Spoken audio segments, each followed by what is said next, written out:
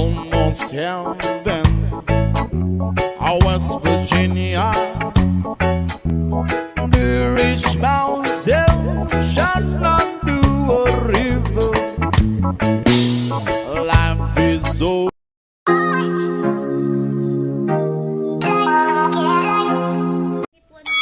Good morning guys! Welcome to my vlog, Zhaldy TV.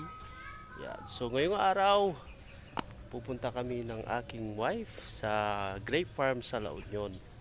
Yan. So ready na yung ating ready na yung ating gear.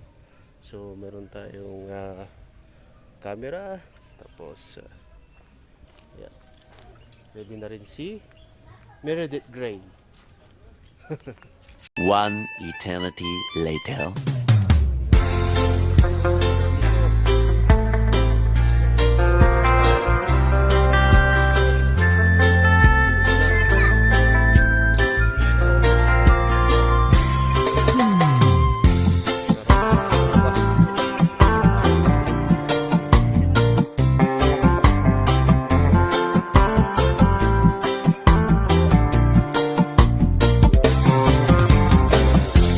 Stuck on you, got this feeling down deep in my soul, and I just can't look. Guess I'm on my way. Needed a friend, and the way I feel now, I guess I'll be with you till the end. Guess I'm on my way.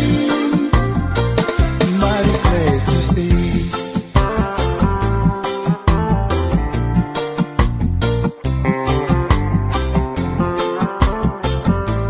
So ito rin pala guys yung mga kanilang mga produkto, yung mga iba't ibang klase ng wine. Mayroon silang grape wine, may blueberry, may mangosteen, may guyabano. So yan din yung mga ibang produkto nila aside from grape picking.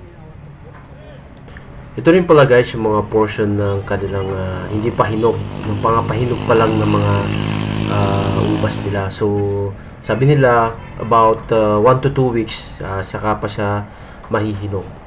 Alright, so hanggang dyan muna yung vlog natin for today. So, sa mga hindi pa po nakasubscribe, please subscribe, share, and like po ang aking channel, Zhaldy TV. Alright, hanggang sa muli po.